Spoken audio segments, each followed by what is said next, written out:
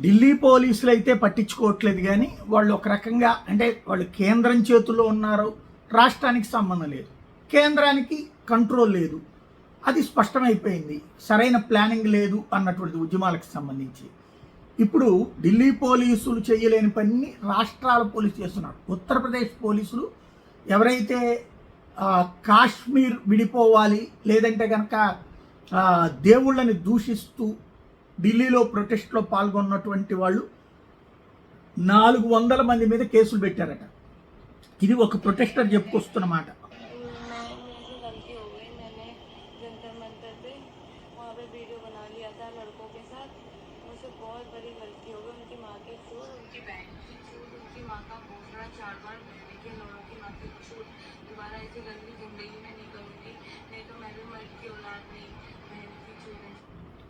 పచ్చి బూతులు మాట్లాడినటువంటి అమ్మాయి ఇప్పుడు దాక్కునున్నాను నేనని చెప్తోంది.